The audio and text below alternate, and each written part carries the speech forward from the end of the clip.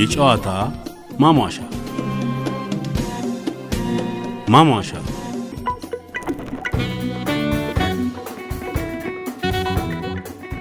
ከአፄ ዮሐንስ አራተኛ ደብዳቤዎች ማለት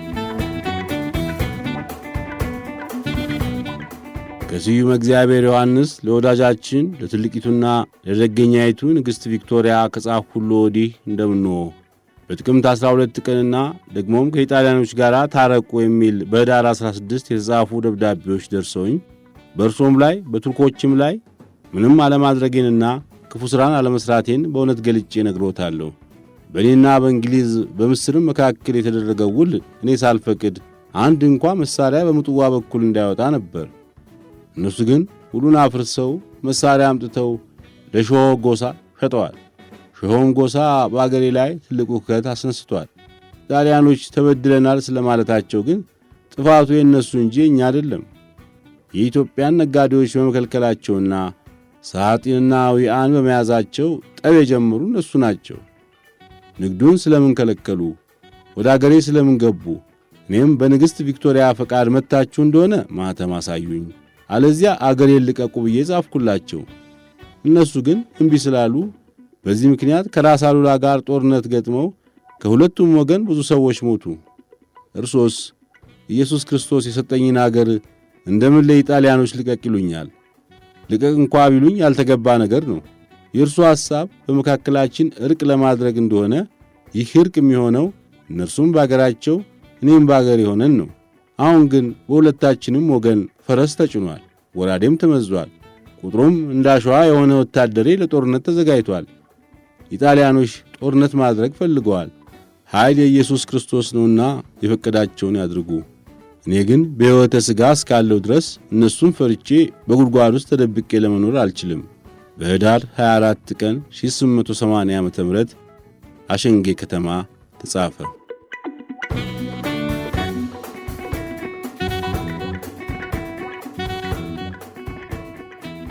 በስመ አብ ወወልድ ወመንፈስ ቅዱስ አሐዱ አምላክ አሜን። መልእክት ዘስዩም እግዚአብሔር ካሳ ንጉሠ ነገሥት ዘኢትዮጵያ ይድረስ ከከበሩት ንግሥት ቪክቶሪያ ዘሀገረ እንግልጣር። እጅጉን እንዴት አሉ? እኔም ደህና ነኝ፣ እግዚአብሔር ይመስገን። በእርሶ ምክር በእርሶ ፍቅር ጸንቻለሁ፣ እጅግ ደስ ብሎኛል። አሁንም ጠላቴ ዋግሹም ጎበዜ አጤ ተክለ ጊዮርጊስ የተባለው ከአድዋ ከተማ የመጡ ተዋጋነ፣ ድል አደረግኩት። ከሰራዊቱ ጋር እርሱንም ያስሁት። ከጠላቴ ሁሉ አንድ እንኳን ያመለጠ የለም፣ ሁሉ ተለቅመው እጄ ገቡ ከሸዋው ምኒልክ በቀር።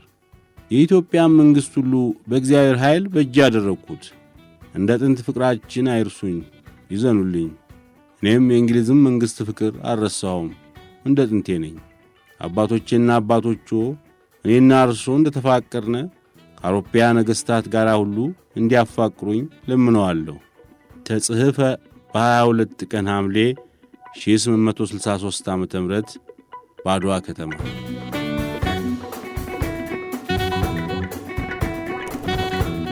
የነጻነት ሐውልት ዘ ስታቹ ኦፍ ሊበርቲ ከፈረንሳይ ሕዝብ ለዩናይትድ ስቴትስ የተሰጠች ስጦታ የሆነችው ዘ ስታቹ ኦፍ ሊበርቲ ወይም የነጻነት ሐውልት የምትባለው በኒውዮርክ ሰላጤ ቤድሎዌ አይላንድ ይባል በነበረውና አሁን ሊበርቲ አይላንድ ወይም የነጻነት ደሴት በሚባለው ቦታ ላይ የቆመችው ሐውልት አሁን ያለችበት ቦታ ላይ የቆመችው እንደ አገሯ ዘመን አቆጣጠር ኦገስት 5 1884 ዓ.ም ነበር። የነጻነት ሐውልቲቱ ዘ ስታቹ ኦፍ ሊበርቲ የሮማይቱን የነጻነት ጣዖት ሊበርታስን እንድትወክል ተደርጎ ፍሬዴሪክ ባርቶልዲ በተባለ አርቲስት የተቀረጸች በእጇ ችቦ ከፍ አድርጋ የያዘችና እግሯ ስር የተሰበረ ሰንሰለት ወድቆ የሚታይባት የነጻነትም የአሜሪካ ምልክት የሆነችና ወደብ ላይ እንደመሆኗ ወደ አሜሪካ ለሚመጡ ስደተኞች የእንኳን ደህና መጣችሁ ምልክት የሆነች ሐውልት ነች። ኤድዋርድ ሬኔ ዴላቦ የሚባል የፈረንሳይ የሕግ ፕሮፌሰርና ፖለቲከኛ ነው ይባላል የዚችን ሐውልት ሥራ ሐሳብ ያነቃው። ይህ የሕግ ምሁርና ፖለቲከኛ ፈረንሳዊ በአሜሪካ የእርስ በርስ ጦርነት ዘመን የዩኒየኑ ወገን አጥባቂ ደጋፊ ነበር ይባላል።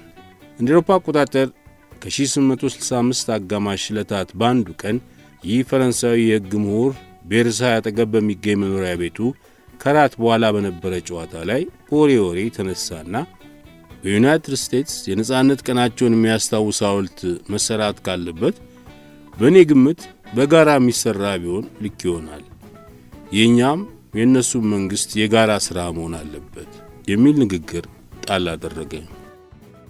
ይህ የፕሮፌሰሩ ንግግር በራስ ስነ ስርዓቱ ላይ ተገኝቶ የነበረውን አርቲስቱን ባርቶልዲን አባነነው።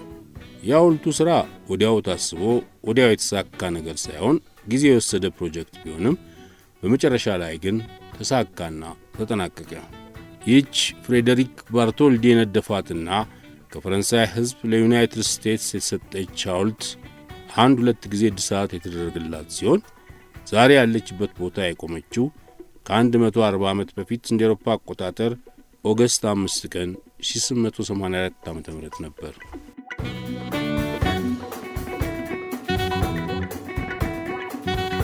ዘ ዳይሪ ኦፍ አነ ፍራንክ፣ የአነ ፍራንክ ማስታወሻ።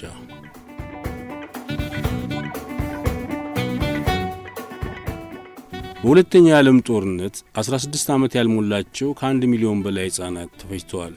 ይህ ቁጥር በቦምብና በተባራሪ ተኩስ ያለቁትን አይጨምርም።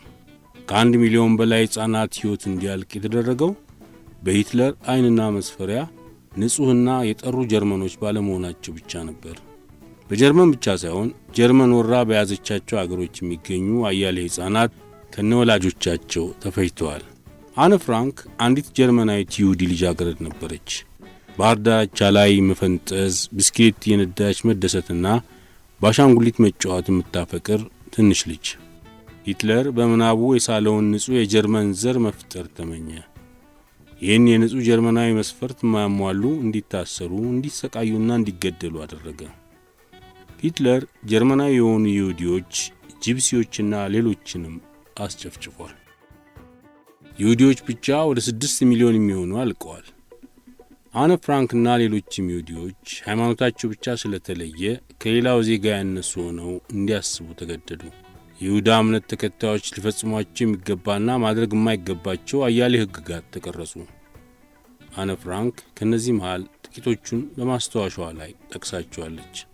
አነ ፍራንክ በናዚዎች ከተገደሉ ሕፃናት አንዷ ስትሆን ይሁዲዎች ሲሳደዱ ተደብቃበት በነበረ ቦታ ላይ ሆና የጻፈችውና ኋላ በታተመው ማስታወሻዋ ዝነኛ የሆነች ሴት ናት። ዘ ዳይሪ ኦፍ አነ ፍራንክ በመጀመሪያ በዳሽ ቋንቋ ኋላም በእንግሊዝኛና በሌሎች በብዙ ቋንቋዎች ተተርጉሟል። ይህ መጽሐፍ የአና ማስታወሻ በሚል ርዕስ በአማርኛ በአዶኒስ ተተርጉሞ ንባብ አደባባይ ወጥቷል። መድረክም ላይ ታይቷል። እንደ አውሮፓ አቆጣጠር በ1942 ዓ.ም 13ኛ ዓመት ልደቷን ስታከብር ከወላጆቿ በተሰጣት ዳይሪ ማስታወሻ መጻፊያ እሷ ኬቲ እያለች በመጠራት በዛን ጊዜ የነበረውን የይሁዲዎች ሕይወት እውነተኛ ስሜት ለዓለም ሁሉ ገልጻበታለች። ያለቀው አልቆ ናዚዎች ሲሸነፉና በማጎሪያ ካምፕ የቀሩት ነጻ ሲወጡ አብረው ተደብቀው ከነበሩት ቤተሰቦች መካከል የተረፈው ብቸኛው ያልሞተ ሰው ኦቶ ፍራንክ የአነ ፍራንክ አባት ብቻ ነበር። የልጁን ማስታወሻ አሳተመው። አነ ፍራንክ ጁን 12 1929 ነበር የተወለደችው። አባቷ በአንደኛው የዓለም ጦርነት የጀርመን ሰራዊት ኦፊሰር ነበር። በ1933 የአዶልፍ ሂትለር ናዚ ፓርቲ በጀርመን ገኑ አይሁዶቹን ማሳደድ ሲጀምር ቤተሰቡ እንዳለ ወደ አምስተርዳም ኒዘርላንድ ተሰደደ። በሜይ 1940 ጀርመን ኒዘርላንድን ወራ ያዘች። በሜይ 1942 6 ዓመት የሞላቸው ሁሉም ይሁዲዎች ቢጫ የዳዊት ኮከብ ያለበት ጨርቅ እንዲያደርጉና ከሌላው ዘር ተለይተው እንዲታወቁ ሕግ ተደነገገ። በዚህ አላበቃም። እየተለቀሙ እየተነቀሱ ወደ ስር ታጎሩ። ጁላይ 6 1942 አነ ፍራንክና ቤተሰቦቿ የሚስጥር ቦታ ውስጥ ተደበቁ። ጁን 14 1943 አነ ፍራንክ ማስታወሻውን መጻፍ ጀመረች። ኦገስት 4 1944 ሰሞኑን 80 ዓመት ይሆነዋል የተደበቁበት ቦታ ተደረሰበትና ታሰሩ።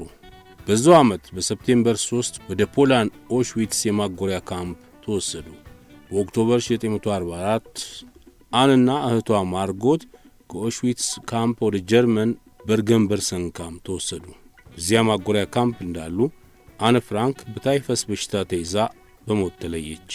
እንደ አውሮፓ አቆጣጠር ማርች 1945 ይህች አንዲት ማስታወሻዋን ብዙ የዓለም ሕዝብ ያነበበላት አነ ፍራንክ ከዚህ ዓለም በሞት ስትለይ ገና ሙሉ 16 ዓመት እንኳን አልሞላትም ነበር።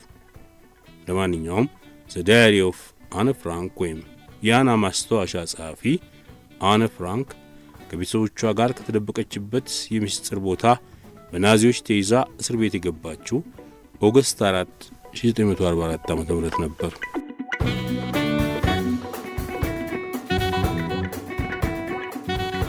አበበ እንጂ መቼ ሞተ ከጸጋዬ ገብረመድኅን።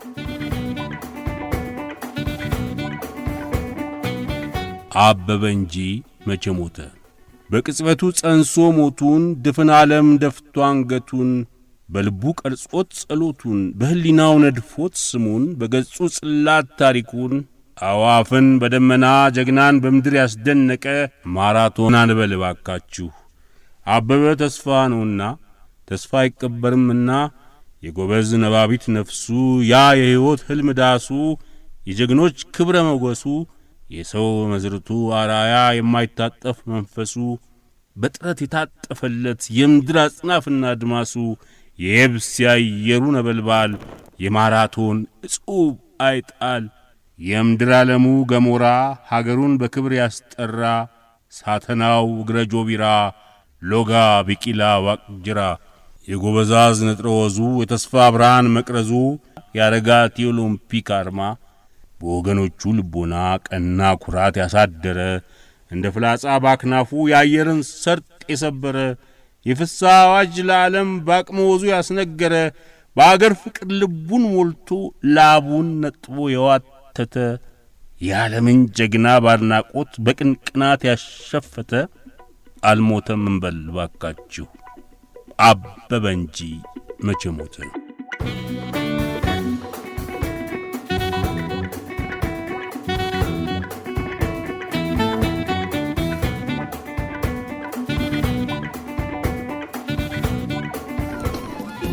የጨዋታ